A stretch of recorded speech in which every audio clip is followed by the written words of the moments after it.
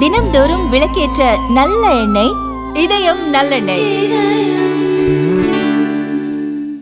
இந்திய நாட்டின் வரலாற்றில், தமிழகத்தின் வரலாற்றில் ஒரு மாபெரும் புரட்சியை உருவாக்கி மக்கள் மன்றத்தில் இன்றைக்கு தமிழ்நாட்டில் நிரந்தர முதலமைச்சராக அருகிலே அமர்ந்து கொண்டிருக்கிற தமிழக வெற்றிக் கழகத்துடைய தலைவர் வெற்றி தளபதியுடைய தலைமையில் சிறந்த ஆட்சி தமிழகத்தில் இன்றைக்கு நடைபெற்று கொண்டிருக்கிறது.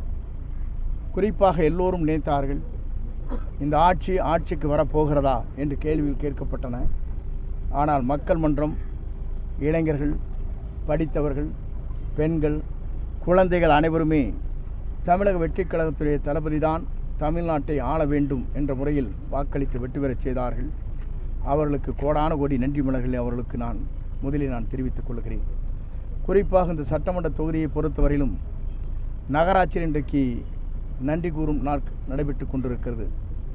நன்றி விழா மக்களுக்காக நன்றி கூறுவதற்காக இங்கே இன்று முதல் கட்டமாக இந்த பணிகளை நாங்கள் துவங்கி இருக்கிறோம். இந்த நகராட்சியை பொறுத்தவரையிலும் ஆட்சிக்கு வருவதற்கு முன்னால் 4 நாளைக்கு ஒரு முறை தண்ணீர் வந்தது. ஆட்சி மாறியுடன் ஒரு நாள் விட்டு ஒரு நாள் தண்ணீர் வருகிறது. 6 மாத காலத்திற்கு பிறகு நாள்தோறும் இந்த பகுதியிலே தண்ணீர் வழங்குவதற்கான நடவடிக்கை மேற்கொள்ளப்படும் என்பதை மகிழ்ச்சியோடு நான் தெரிவித்துக் கொள்கிறேன்.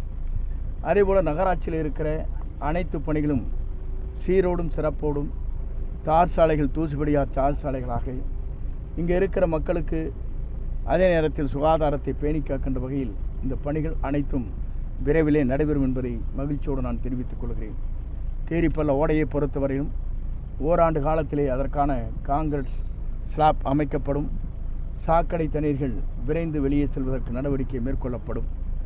அதேபோல் இங்கே ரீசர்க்கிள் செய்வதற்காக சாக்கடை தண்ணீருக்காக நம்முடைய முன்னால் இருக்கின்ற குப்பைகளை தேங்குவதற்காக உருவாக்கப்பட்டிருக்கிற இந்த இடத்தில் இன்று அந்த பணிகளை மேற்கொண்டிருக்கிறார். ஆனால் இன்றைய நிலை அதற்கு கீழே இருக்கின்றவர்களுக்கு அதுவும் மேட்டு வலுவு, அதே போல் இங்கே இருக்கிற நஞ்சவண்டன் பாளையம், பதி, முருகன்புதூரில் இருக்கின்ற மக்களுடைய சாக்கடை தண்ணீர்கள் மீண்டும் நம்முடைய ஆற்றிலே கலக்கின்ற வாய்க்காலிலே கலக்கின்ற நிலை உருவாகும். அதற்கான திட்டங்கள் எப்படி நிறைவேற்றப்படும் என்பதையும் அறிந்து அந்த திட்டங்களை நாங்கள் நிறைவேற்றுவோம் என்பதை மகிழ்ச்சியோடு நான் தெரிவித்துக் கொள்கிறேன். அதேபோல் இந்த நகரத்தை பொறுத்தவரையிலும் இன்று இதற்காக நிதிகள் கூடுதலாக வேண்டும் என்று கேட்டிருக்கிறார்கள். அந்த நிதிகளை விரைந்து பெற்றுத்தரப்படும். சாலைகள் அனைத்தும் குண்டுகுழிகள் இல்லாமல் தூசுபடியா சாலைகளாக எங்கெங்கே மாற்றப்பட வேண்டுமோ, எங்கெங்கே புதிய சாலைகள் உருவாக்கப்பட வேண்டுமோ அதை உருவாக்குவதற்கு தமிழகத்தினுடைய முதலிடத்திலே இங்கே நிதிகளை பெற்று விரைந்து அந்த பணிகளை மேற்கொள்வோம் என்பதை மகிழ்ச்சியோடு நான் தெரிவித்துக் கொள்கிறேன். நம்முடைய நகராட்சியை பொறுத்தவரையிலும் பேருந்து நிலையத்திலிருந்து வாகனங்கள் செல்கிற போது காலை நேரமும் மாலை நேரங்களிலும் பீக் ஹவர்ஸ் என்று சொல்வார்களே, அதில் இட நெருக்கடியில் ஏற்படுகிறது, காலதாமதம் ஏற்படுகிற நிலையை மாற்றுவதற்கு புறவழிச்சாலை ஒன்றை அமைப்பதற்காக நாங்கள் பெரும் முயற்சிகள் மேற்கொண்டோம். ஆனால் அந்த ஆட்சியில் நிதிகள் வழங்கப்படவில்லை. முதலிடத்தில் எடுத்துச் சொல்லி நிதிகளை பெற்று புறவழிச்சாலை உருவாக்குவதற்கு நடவடிக்கை மேற்கொள்ளப்படும். அதேபோல் நீண்ட நெடுங்காலமாக இருக்கின்ற மக்களுடைய ஆசை, இந்த ஈரோடு மாவட்டத்தை 2ஆக பிரித்து கோபிச்செட்டிப்பாளையத்தை தலைநகரமாக உருவாக்க வேண்டும் என்ற கனவு இருக்கிறது. அதை முதலிடத்தை கவனத்திற்கு எடுத்துச் சென்று அந்த பணிகளும் நிறைவேற்றுவதற்காக நான் முயற்சிகள் மேற்கொள்வேன் என்பதை நான் இந்த நேரத்திலே தெரிவித்துக் கொள்கிறேன். அதேபோல் நம்முடைய பகுதியை பொறுத்தவரையிலும் இன்னும் என்னென்ன இந்த பகுதியிலே வளர்ச்சி பணிகள் நடைபெற வேண்டுமோ அனைத்து பணிகளும் நிறைவேற்றுவதற்கு முயற்சிகள் மேற்கொள்ளப்படும். அதே நேரத்தில் ஒன்றை சொல்ல விரும்புகிறேன். எல்லோரும் நினைத்தார்கள், இந்த ஆட்சியை பற்றி நம்முடைய விசில் சின்னம் வெற்றி பெறுமா, தலைவர் வெற்றி பெறுவார் என்று கேள்வி கேட்கப்பட்டது. ஆனால் இந்திய நாட்டின் வரலாற்றில் ஆண்ட இரு கட்சிகளும் எதிரணியை உட்கார வைத்த பெருமை நம்முடைய தமிழக வெற்றிக் கழகத்துடைய தலைவர் தளபதியை தவிர எவராலும் முடியாது என்ற வரலாற்றை படைக்கப்பட்டிருக்கிறது. அதே நேரத்தில் எல்லோரும் நினைத்தார்கள், நாங்கள் 108 பேர் மனுக்களை அங்கே ஆளுநரிடத்திலே கொடுக்கின்ற போது அதற்கு சதி நடைபெற்றது. திமுகவும் அதிமுகவும் இணைந்து ஆட்சியை பிடிக்கலாம் என்ற ஒரு எண்ணங்கள் உருவாக்கப்பட்டது. அதை தூளாக்கிய பெருமை தமிழக வெற்றிக் கழகத்துடைய தலைவர் தளபதி ஒருவருக்கு மட்டும்தான் உருவாகியிருக்கிறதே தவிர எவருக்கும் இல்லை என்பதையும் நான் இந்த நேரத்திலே தெரிவித்துக் கொள்கிறேன். எல்லோரும் இங்கே பேசுகிற போது வந்து பேசினார்கள், செங்கோட்டையன் எங்கே நடக்கப் போகிறார் இந்த வீதியில் என்று கேட்டார்கள். நடக்க முடியுமா, நடக்காது என்று குறிப்பிட்டார்கள். இப்போது வீதியில் அல்ல, மக்களுக்கு நன்றி சொல்லிக் கொண்டிருக்கிறேன். எனக்கு மகிழ்ச்சியாக இருக்கிறது. யார் எதை சொன்னாலும் 2வது இடத்திலே எதிர்க்கட்சியாக இருக்க வேண்டியவர்கள் 3வது இடத்திற்கு தள்ளப்பட்டிருக்கிற நிலை தான் இன்றைக்கு தமிழ்நாட்டில் உருவாக்கப்பட்டிருக்கிறது. வாய் இருப்பதற்காக எதையும் பேசிவிடக்கூடாது. நம்முடைய பொறுத்தவரையிலும் அமைதியாக, நேர்மையாக, நாணயமாக தமிழகத்தை வழிநடத்தி செல்ல வேண்டும் என்பதுதான் எங்களுடைய கொள்கை என்பதை நம்முடைய முதல்வர்கள் எடுத்துச் சொல்லியிருக்கிறார்கள். அவரை பொறுத்தவரையிலும் ஒரு நேர்மையான ஆட்சி தமிழகத்தில் நடைபெற வேண்டும். எல்லோருடைய கருத்துக்கள் அறிந்து அந்த பணிகளை மேற்கொள்வேன் என்பதை திட்டவட்டமாக தெரிவித்திருக்கிறார்கள். ஆகவே தமிழ்நாட்டுடைய மக்கள் வளர்ச்சிக்காக நாங்கள் அனைவரும் ஒருங்கிணைந்து அந்த பணிகளை சட்டமன்றத்திலே உருவாக்கி காட்டுவோம். துறையின் சார்பாக பல்வேறு நலத்திட்டங்களை விரைந்து செயல்படுத்துவோம் என்பதை மகிழ்ச்சியோடு நான் தெரிவித்துக் கொள்கிறேன்.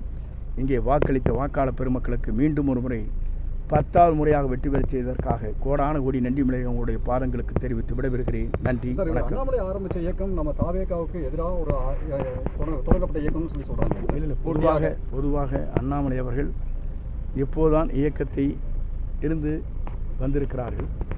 இயக்கத்தை எப்போது துவங்கப் போகிறார் என்பது அவர்தான் முடிவு செய்ய வேண்டும். இதுவரையிலும் எந்த முடிவுகளும் அவர் மேற்கொள்ளவில்லை. எப்போது அந்த முடிவுகளை மேற்கொள்கிறார் என்பதை பொறுத்திருந்தான் பார்க்க வேண்டும். அதற்கு பிறகு திராவிட முன்னேற்றக் கழகம், அதிமுக எந்த நிலைக்கு செல்லப்படும் என்பதை அவர்தான் உருவாக்கி காட்ட வேண்டுமே தவிர வேறொன்றுமில்லை. நாங்கள் இன்றைக்கல்ல, என்றைக்கும் தமிழ்நாட்டின் நிரந்தர முதலமைச்சராக தமிழக வெற்றிக் கழகத்துடைய தலைவர் தளபதி அவர்கள் உருவாகுவார்கள் என்பதை சொல்லி இங்கே வருகின்றிருக்கிற உங்கள் அத்தனை பேருக்கும் மீண்டும் ஒரு முறை கோடான கோடி நன்றி மலர்களை தெரிவித்து விடைபெறுகிறேன். நன்றி. பஸ் ஸ்டாண்டுக்கு ஒரு மேட்டர் சார், அந்த பஸ் ஸ்டாண்டுக்குள்ள பாயிண்ட் டு பாயிண்ட் நிற்கிற இடத்துல ஒரு நிழல் கூட எதுவுமே இல்லாமல் இருக்குது சார். இப்போ கோயம்புத்தூர்லாம் பார்த்தீங்கன்னா ஃபுல் ஷெட்டு போட்டிருக்காங்க சார். எல்லா பயணிகளுமே அந்த நடு சென்டரில் தான் நின்றுட்டு இருக்காங்க சார். அது பல முறை சொல்லியும் போனதுலையும் யாரும் பண்ணலை சார். அதாவது இல்லை, அதற்கான இடம் இருக்கிறதா என்பதை ஆய்வு செய்து, இடம் இருக்குமேனால் பேருந்துகள் வென்று செல்ல வேண்டி இருக்கிறது. கோயம்புத்தூரை பொறுத்தவரை பேருந்துகள் வந்தவுடனே வெளியே சென்று விடுகிறது. இங்கே நின்று பயணிகள் ஏற்றிச் செல்கிற நிலை இருக்கிறது. இதில் 2 பேருந்துகள் இருக்கிறது. நகர பேருந்துகள், புறநகர பேருந்துகள். புறநகர பேருந்துகள் குறைந்தது ஒரு 20 நிமிடம் இங்கே நிறுத்தி 25 நிமிடம் நின்று தான் செல்கிறது. அதற்கான இடவசதிகள் இருக்கிறதா என்பதை ஆய்வு செய்து அதற்கான பணிகளை துவங்குவோம்.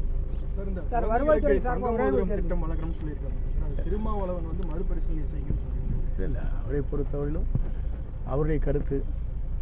ஆனால் நம்மை பொறுத்தவரையிலும் நாம் தேர்தல் களத்திலே என்ன கருத்துக்களை சொன்னோமோ அந்த கருத்துக்களை நிறைவேற்றுவதற்கு முதல்வர் படிப்படியாக அதை நிறைவேற்றி வருகிறார்கள். வெள்ளை அறிக்கை என்பது உங்களுக்கு நன்றாக தெரியும். நம்முடைய நிலைகளை பற்றி தெளிவாக சொல்லப்பட்டிருக்கிறது. நிதிநிலைக்கேற்ப தொடர்ந்து எல்லா பணிகளும் நிறைவேற்றுவதற்கு படிப்படியாக முதல்வர் திட்டங்களை தீட்டி வைத்திருக்கிறார். சார், ஒரே ஒரு கேள்வி சார். இந்த டெத் சர்டிஃபிகேட், வாரிசு சர்டிஃபிகேட்லாம் கொடுக்குறாங்க சார். அதெல்லாம் படிக்கவே முடியலைங்க சார். ரொம்ப எம்பளம் போட்டது, எழுத்துலாம் ரொம்ப துணிகிட்டு இருக்குது. இன்ஸ்ட்ரக்ஷன் சொல்கிறாங்க. அதையெல்லாம் பின்னாடி கொண்டு போய் முன்னாடி கொஞ்சம் நீட்டாக பண்ணுறதுக்கு நீங்கள் நடவடிக்கை எடுத்த பரவாயில்ல. பொதுவாக வட்டா, இறப்புச் சான்றிதழ், அதேபோல் கம்யூனிட்டி சர்டிஃபிகேட், அதேபோல் முதியோர் உதவித்தொகை, விதவைகள் உதவித்தொகை, சமூக நலத்திட்டங்கள் அனைத்தும் தெளிவாக ஒவ்வொருவரும் தெரிந்து கொள்கின்ற அளவிற்கு அதை ஆன்லைன் மூலமாக பதிவு செய்யப்படும். அது மட்டுமல்ல, விரைந்து அதற்கான பணிகளை நாங்கள் மேற்கொண்டிருக்கிறோம். இது எப்படி மக்களுக்கு எடுத்துச் செல்வது என்பதை அறிந்து அந்த பணிகளை மேற்கொள்ள இருக்கிறோம்.